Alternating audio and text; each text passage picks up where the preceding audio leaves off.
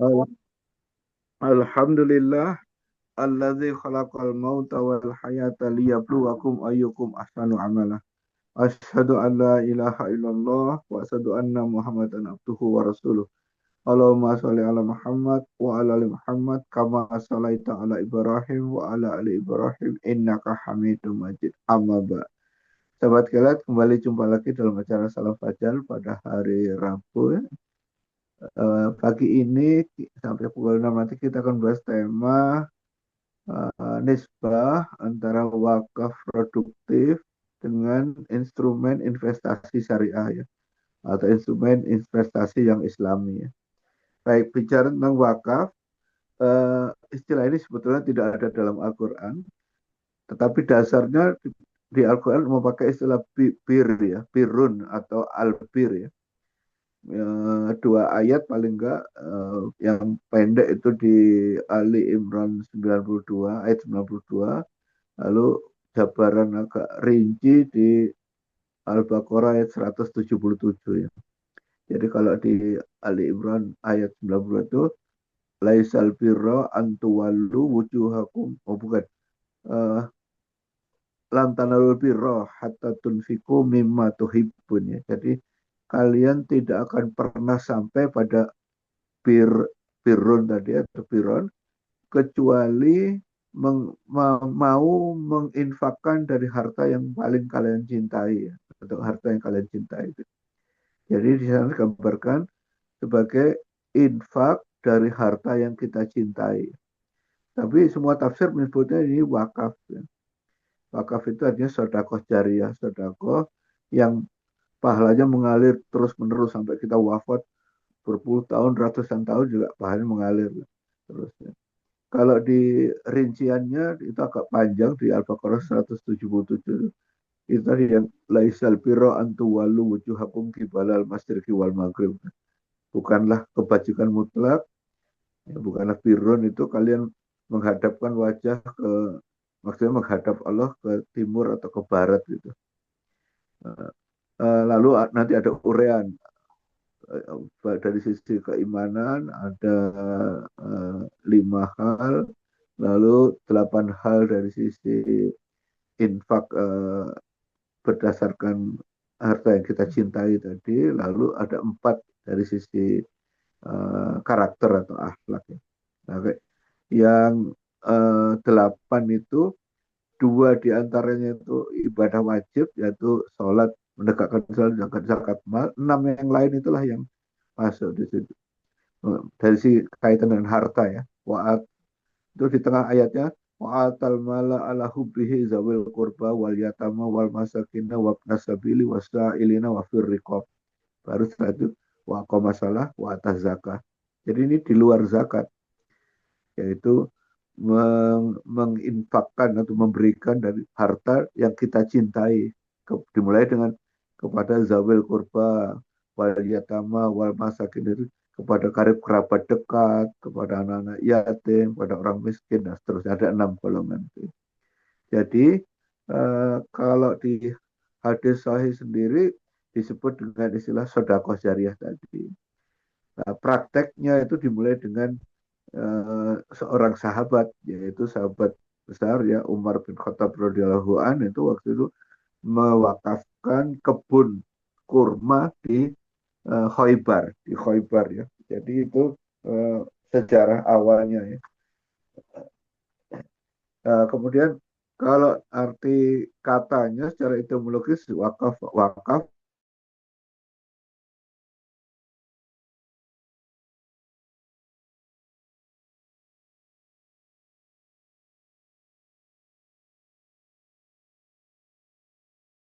istilah ya, secara terminologis itu intinya itu perpindahan kepemilikan dari seseorang pribadi atau sekelompok orang, dari milik pribadi menjadi milik Allah. Nah, milik Allah ini diwakili secara istilah tadi adalah mauquf alaih itu, eh, sekelompok atau sekelompok besar orang yang menerima manfaat.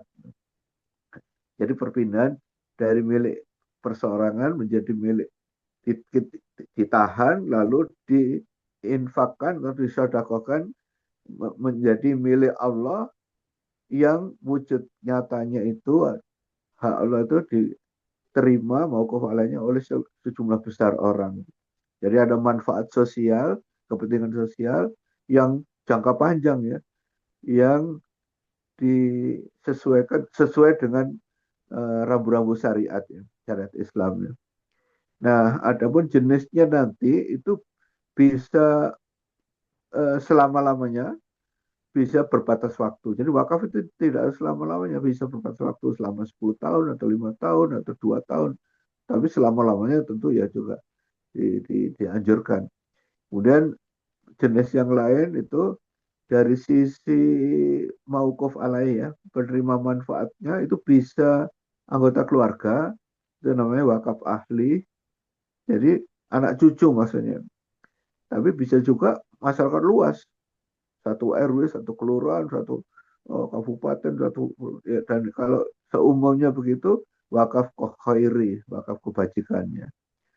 Kalau digabung karena supaya anak cucu juga tidak terlantar, masyarakat luas iya, lalu anak cucu keluarga iya juga itu wakaf mustarok. Mustarok itu campuran artinya. Jadi ini dimungkinkan begitu. Bahkan dari sisi pemberi wakaf, yaitu wakif itu tidak harus muslim.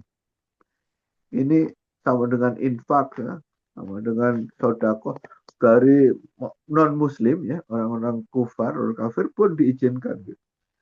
Penerimanya juga sama, ya, tidak harus muslim. Ini betul-betul universal gitu. Berbeda dengan zakat tentu. Kalau zakat itu disebut zakat, zakat mal, zakat harta itu muzakinya harus muslim. Muslim yang kaya tentu saja, yang hartanya melebihi nisab dan melewati satu haul. Tapi penerimanya yaitu mustahik, 8 golongan itu harus muslim juga kalau zakat ya. Tapi kalau wakaf enggak, mauquf alaihnya warga satu kabupaten atau satu provinsi. Kalau wakaf itu besar sekali satu provinsi, kan satu provinsi atau satu kabupaten tuh yang muslim maupun yang non muslim semua boleh memanfaatkan begitu. Jadi baik wakifnya maupun penerima manfaat disebut mauquf alaih, boleh agamanya apa saja, tidak ada batasan. Wakifnya pun, dan itu benar wakifnya, bahkan mungkin jalan untuk memperoleh hidayah taufik ya. Seorang katakanlah non muslim yang kufur gitu, wakaf udah itu insya Allah nanti Allah akan memberikan hidayah taufik, memberikan pencerahan lalu masuk Islam nanti begitu. Jadi salah satu pintu hidayahnya. Nah, undang-undang sendiri kalau di Indonesia tahun 2004 pertama kali. Sebelum itu berarti belum ada landasan undang-undang ya.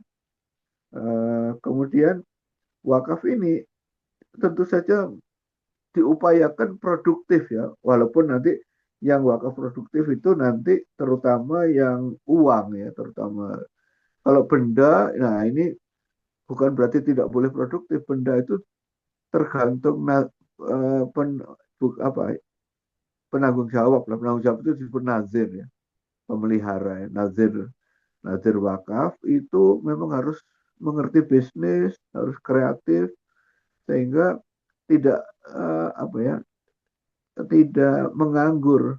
Jadi mauquf atau benda wakaf itu harus bisa pertama lestari, tahan banting, tahan lama, nilainya nggak boleh turun, dirawat dengan baik, lalu juga bermanfaat dalam jangka panjang, kalau bisa malah ratusan tahun, puluhan tahun. Berarti memang harus ada sumber pendapatan atau penghasilan untuk merawat, memelihara, membersihkan, nah, kalau itu berupa benda ya. Nah, eh, kalau itu uang, berupa uang itu memang belum lama ya. Mungkin di generasi ketiga ya. Setelah tabiin baru mulai muncul wakaf uang. Tapi di Indonesia sendiri sudah disahkan. Baik fatwa di SN, MUI, Komisi Fatwa, semua sepakat ya. Wakaf uang itu maksudnya begini. Jadi eh, nazir wakaf dalam prosedur wakaf itu mengumpulkan wakaf itu sampai nilainya besar sekali ya. Kenapa? Karena dengan itu bisa melakukan portofolio investasi gitu. Ya kalau hanya misalnya mohon maaf ya hanya 10 juta atau 5 juta ya sulit.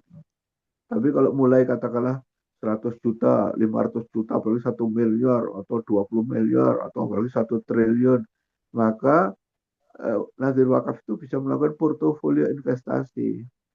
Gunanya apa? Supaya harta wakaf itu tidak turun nilainya, malah bertambah, bertambah, bertambah, harus tumbuh begitu.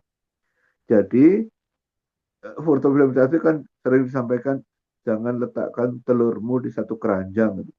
Kalau kalau di satu keranjang nanti satu busuk menular, yang lain juga dengan cepat busuk. Nah, kalau kita punya punya 20 telur itu diletakkan di misalnya 5 keranjang, berarti 4 4 4. Nah, portofolio investasi juga begitu. Nah, makanya kalau hanya 15 juta, 20 juta ya agak rumit gitu. Nadir wakaf itu. Tapi kalau katakan mulai misalnya 100 juta, kan bisa nanti 30 juta di retail, 30 juta nanti yang lain di agro untuk kebun apa gitu. Nanti 40 juta aja. Apalagi makin besar makin memungkinkan nanti. Karena dengan portofolio investasi itu dipecah-pecah menjadi 5 jenis atau 8 jenis atau 10 jenis. Jadi nanti ada subsidi silang. Artinya nggak mungkin bangkrut, nggak mungkin rugi. Kebayang nggak kalau kita sebarkan ke 10 sektor atau apalagi 15 sektor. Kan nggak mungkin 15 itu tiba-tiba eh, bangkrut semua. Nggak. Kalau ada 10 misalnya yang sedang mengalami redup satu atau dua, yang 8 tetap menghasilkan profit, tetap berkembang. Nah, lalu ada subsidi silang. Nah, ada lagi mungkin istilah yang perlu dibedakan ya. Ada wakaf uang, ada wakaf melalui uang gitu. Bedanya begini, kalau wakaf melalui uang itu sebetulnya bukan uangnya, tetapi benda juga. Misalnya begini, misalnya membangun masjid ya, masjid besar di sebuah kecamatan gitu, katakanlah butuh misalnya ya butuh 10 miliar gitu. Maka wakifnya itu bisa ratusan orang atau ribuan orang. Ada yang nyumbang berupa tegel, tegel keramik sampai 50 tegel, ada yang berupa untuk tiangnya, ya. Ada yang menyumbang pintu dan jendela gitu. Nah, tapi kan si wakifnya nggak harus capek susah membeli berupa uang bisa. Oh kalau itu pintunya misalnya ada 4 pintunya, satu pintu misalnya harganya katakanlah 20 juta. Ya, tinggal jelaskan uang 80 juta itu untuk 4 pintu yang bagus, tetapi yang mengurus dan mengelola nanti nazirnya. Wakif cukup menyerahkan bentuk uang, tapi yang diwakafkan sebetulnya bendanya gitu. Cuman diserahkan dalam bentuk uang ya. Jadi berbeda dengan wakaf uang. Kalau wakaf uang itu betul-betul uang, lalu uang itu harus dikumpulkan, akumulasi sampai jumlahnya besar, sehingga dengan jumlah yang besar itu nazir wakaf bisa melakukan portofolio investasi gitu. Tapi dua-duanya itu memungkinkan kita semua mayoritas itu berperan serta ya, ikut urun rembuk, ikut udunan atau urunan gitu ya. Kan tidak harus orang kaya ya, baik wakaf melalui uang maupun wakaf uang ya. Masjid tadi misalnya biayanya membangun masjid itu katakanlah 5 miliar misalnya ya. Itu kan nggak harus orang kaya. Kita punya uang 50 ribu atau 20 ribu bisa ikut. Maksudnya ikut jadi wakif gitu. Mungkin wakif yang kaya 50 juta, 100 juta. Kita yang biasa-biasa bahkan asal ikhlas 10 ribu atau 50 ribu atau 100 ribu bisa begitu ya. Begitu juga wakaf uang. Katakanlah untuk eh, anak-anak yatim di sebuah kabupaten jumlahnya ratusan ribu atau yatim atau putus sekolah yang miskin dibutuhkan uang misalnya 30 miliar, kan nggak harus dari 5 orang, dari ribuan orang. Mungkin yang kaya-kaya betul dari 5 orang masing-masing 500 juta atau 400 juta. Tapi kita yang mohon maaf agak miskin atau biasa-biasa, ada yang 100 ribu, ada yang 50 ribu, nanti akumulasi terkumpul dari ratusan orang atau ribuan orang, terkumpul lah misalnya 30 miliar. Bisa nyekolahkan ribuan anak yatim dan anak-anak yang miskin. Jadi maksudnya peran serta tadi.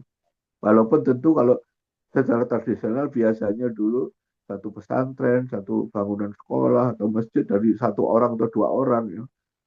Satu orang Pak Haji atau Pak pengusaha yang kaya Muslim gitu terus mewakafkan tanah 1 hektar.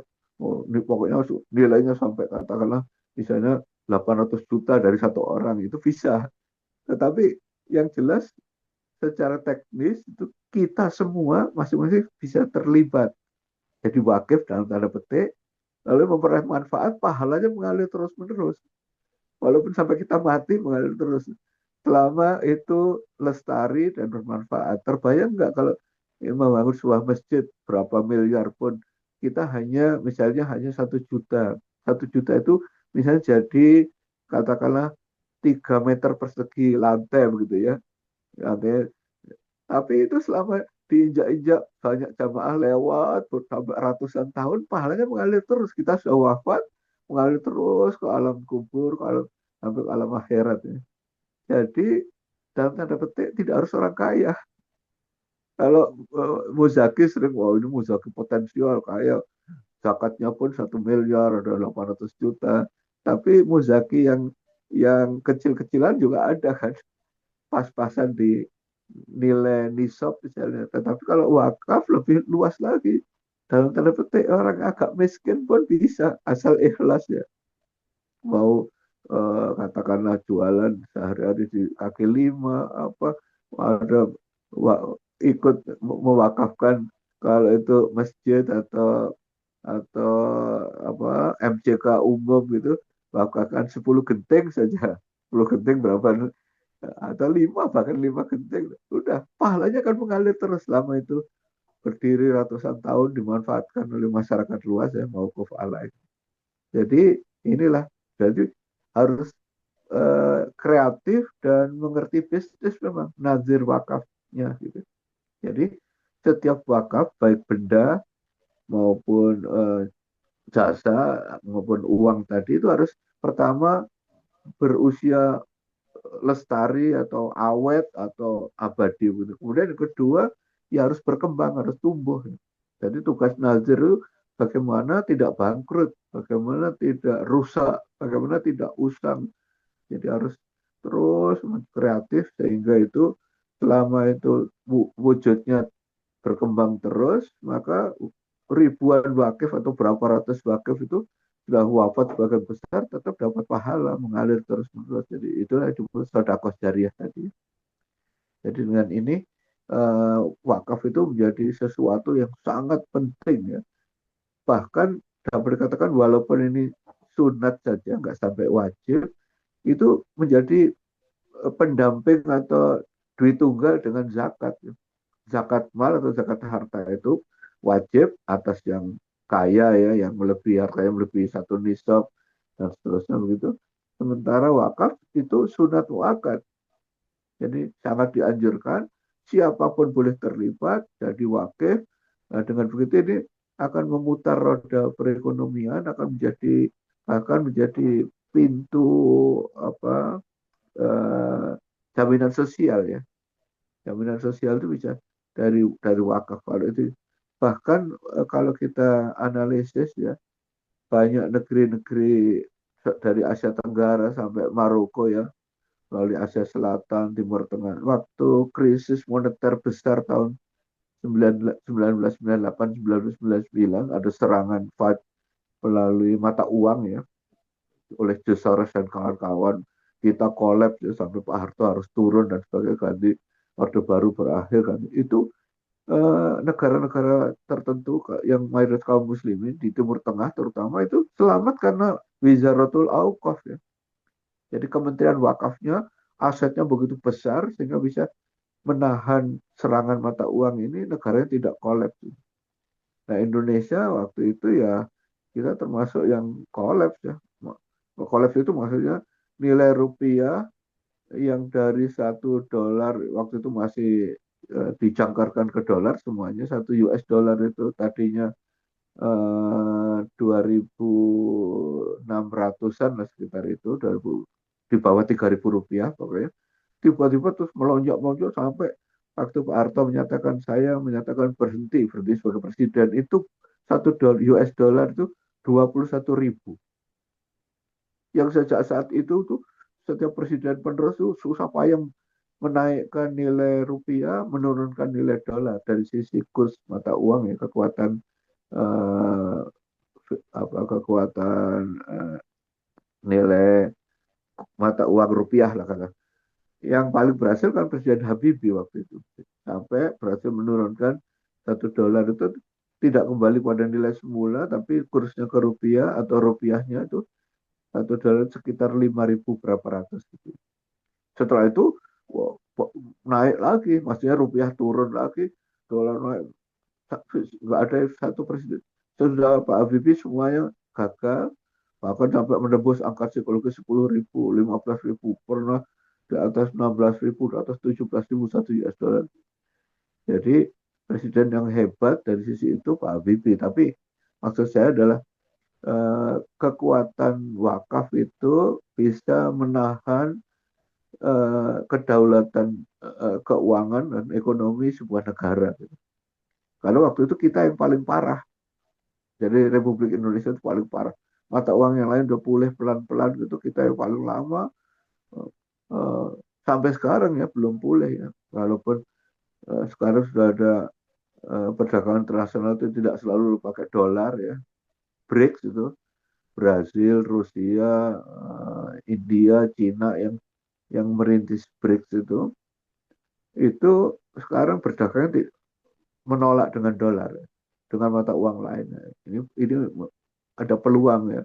Dulunya Amerika itu selalu untung dari sisi itu. Karena semua keuangan dunia itu dijangkar dengan dolar gitu. Atau harus disetarakan berapa dolar itu setiap satuan mata uang kita. Atau dibalik $1 berapa satuan mata uang negara lain. Gitu.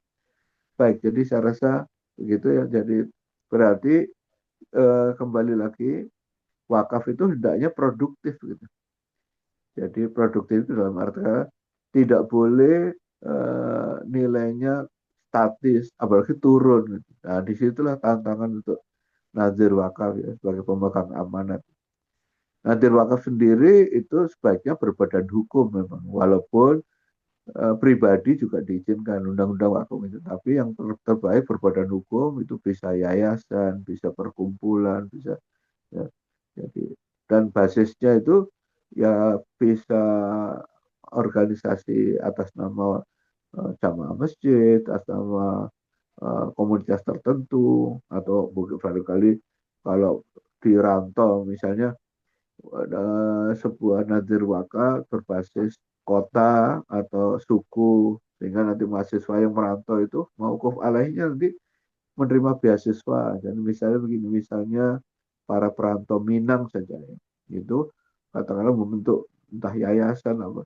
Nanti mahasiswa asli Minangkabau yang merantau ke berbagai penjuru dunia, termasuk berbagai provinsi di Indonesia itu disantuni ada beasiswanya ya, sehingga mereka sampai lulus kuliah gitu.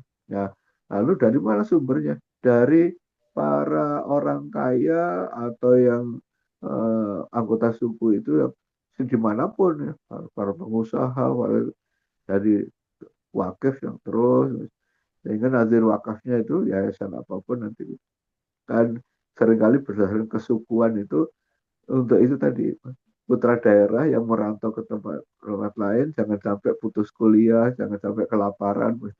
Nah biasanya selalu ada itu semacam nazir wakaf untuk menghimpun dana, dikelola, dikembangkan, lalu penggunanya, usernya atau mauquf alaihnya itu putra daerah yang merantau ke mana-mana, tidak saja di Indonesia, yang keluar negeri pun.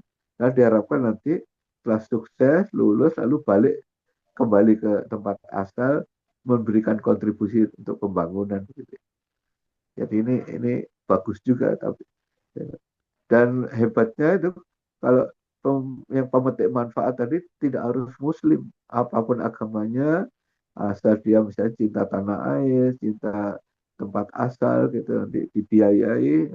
Jadi itu yang skema terbaik adalah dengan wakaf. Lalu yayasannya atau perkumpulannya mengelola dengan amanat sehingga nanti nggak putus pukulan ekonomi seperti apapun, orang tuanya akan wafat, apa si mahasiswa perantau tadi tidak akan putus kuliah karena dia dengan wakaf uang itu yang dikelola dengan baik oleh sebuah yayasan atau sebuah perkumpulan, nanti wakaf itu terjamin jadi sampai dia lulus nanti balik berbakti untuk tanah air atau untuk kota asalnya gitu. Jadi fungsi sosial sekaligus untuk uh, social safety net, social safety net itu dan keselamatan sosial gitu, untuk mencegah termasuk kalau sekarang sedang ada bencana katakanlah di Aceh, Sumatera Barat, Sumatera itu sebetulnya bisa ditangani juga dengan nazir wakaf yang dananya besar ya untuk pemulihan untuk recovery itu ya. Di samping tentu dana yang bersumber dari anggaran pendapatan belanja negara, tapi kalau ada yayasan sosial yang jadi nadir wakaf itu berapapun nanti untuk recovery itu bisa ditanggung karena itu justru untuk sana dari mauquf alaihnya itu untuk semua kebaikan atau kebajikan yang sesuai dengan ya, idealisme di syariat Islam. Barangkali itu kalau ada yang ingin sharing baik lewat chat di apa di Zoom maupun di ruang Zoom ya maupun nelpon ke studio, mangga silakan kalau ada. Jadi kita masih membicarakan tema bagaimana atau nisbah itu relasi dan relevansinya antara wakaf yang seyoganya wakaf produktif yang menjadi produktif dengan bagaimana itu menjadi investasi yang sehingga berkembang ya. Karena investasi kan itu maknanya menanamkan pada invest itu artinya menanam kan. Jadi kemudian investasi maksudnya kita sebagai nazir wakaf bagaimana bisa harta yang diamanatkan dari kita sebagai nazir wakaf itu tidak turun nilai tapi berkembang dengan portofolio portofolio investasi. Kalau itu benda juga sama. Tantangannya adalah bagaimana benda itu entah itu bangunan, entah itu mobil, entah itu masuk mobil jenazah misalnya, atau bahkan tanah pemakaman itu bisa terutama terawat, terpelihara dengan baik. Kemudian kedua ya berumur panjang sampai puluhan tahun, ratusan tahun itu jelas ya, ini milik milik publik, milik mauquf alaih, milik sosial tadi dan dirawat dengan baik. Tidak tidak tidak kusam, tidak rusak, tidak apapun bentuk bendanya. Nah, kemudian dengan catatan juga bagi wakif, para wakif atau calon wakif, mewakafkan itu bisa berbatas waktu. Jadi boleh, saya punya rumah, lalu diwakafkan untuk asrama mahasiswa yang perantau lah katakanlah selama misalnya 5 tahun gitu. Nah, nanti diserahkan pada nahdlatul wakafnya entah yayasan gitu selama 5 tahun. Nah, jadi mahasiswa perantau dari berbagai daerah yang miskin itu bisa ditempatkan di situ, terjamin gitu, tidak tidak kesusahan nyari kontrakan atau nyari kos-kosan yang kumuh gitu ya. Jadi nanti setelah 5 tahun sesuai dengan perjanjian atau akadnya balik ke pemilik rumah itu bisa itu. Tapi yang terbaik tentu saja yang selama-lamanya ya. Lalu kalau sementara asal dicantumkan di perjanjiannya 5 tahun ke 10 tahun atau 8 tahun, nah selama masa perjanjian itu sesuai dengan niat wakil, jadi berfungsi sosial. Gitu. Tapi kalau selama-lamanya tentu lebih bagus, sampai oh, beratus-ratus tahun. Ya. Contohnya itu sumur rumah, sumur rumah itu wakaf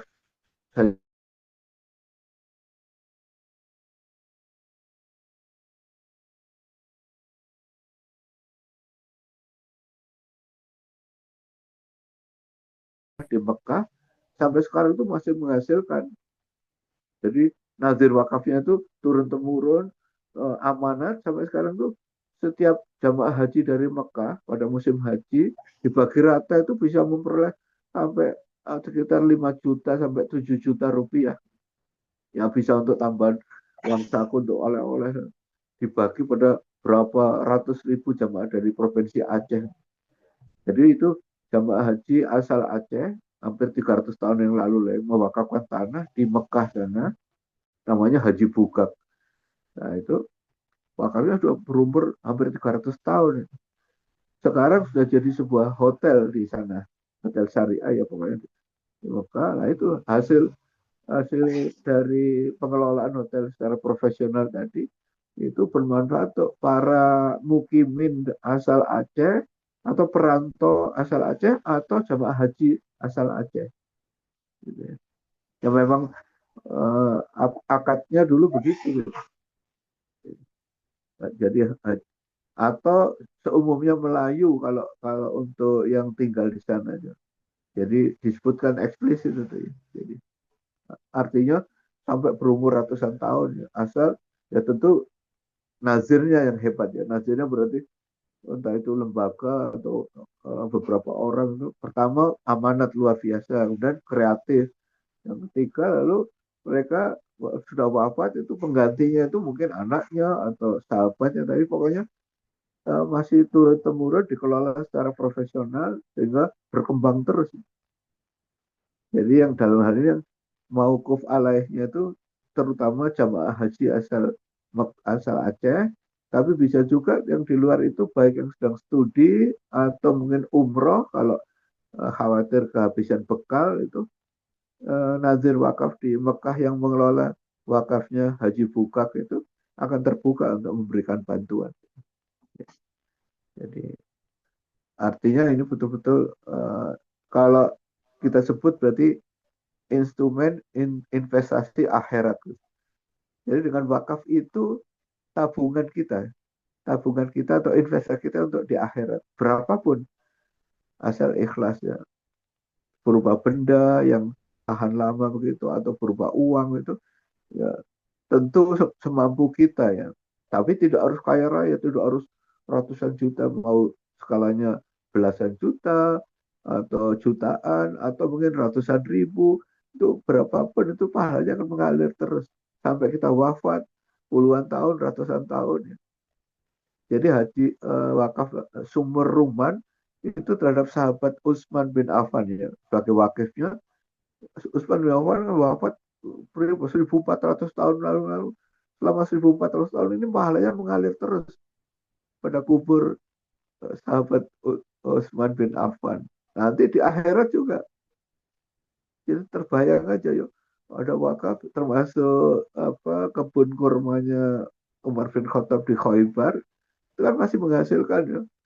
Nah itu berarti sudah wafat 14 abad, 15 abad, 1500 tahun yang lalu mengalir terus pahalanya.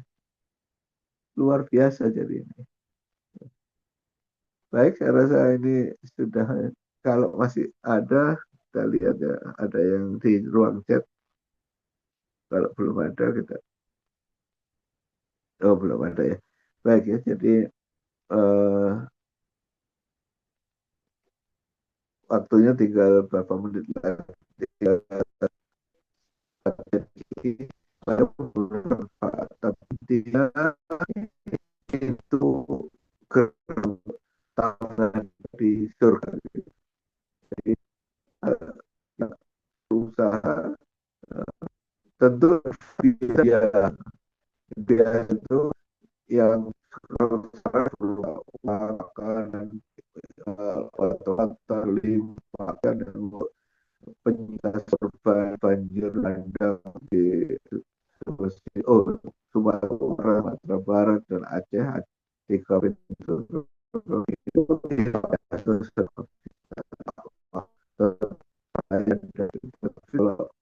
kalau itu sudah kalau tangan obat karena asli pakai itu sosial tapi untuk nanti membangun struktur jadi menurut kan dalam masih bangun bangun untuk rumah yang kena kena dan ini depan untuk membangun entah itu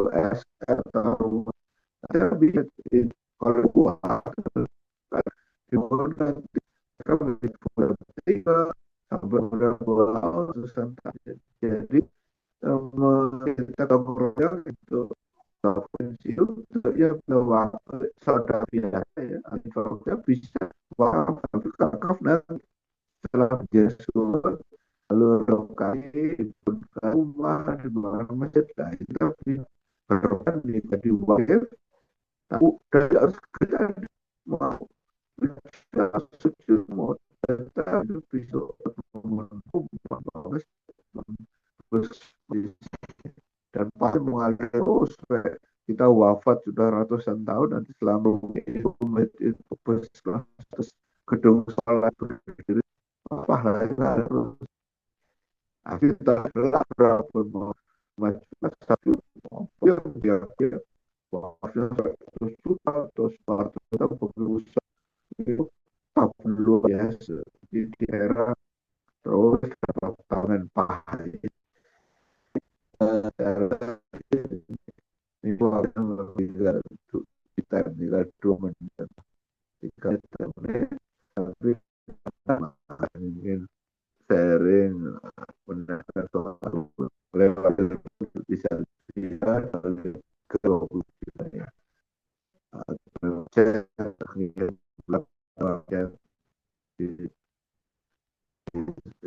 aplikasi jadi saya rasa ini analis yang luar biasa bagi sosial benar dengan pengamal sosial bentuknya dua sebelah itu distribusi dari sisi aset bisa zakat bisa untuk distribusi itu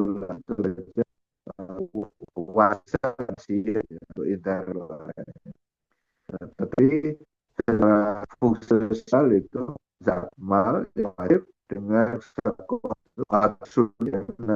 itu wakaf itu alhamdulillah jadi sampai jumpa bisa depan kemudian komisinya itu ya itu di exit level saya assalamualaikum warahmatullahi wabarakatuh.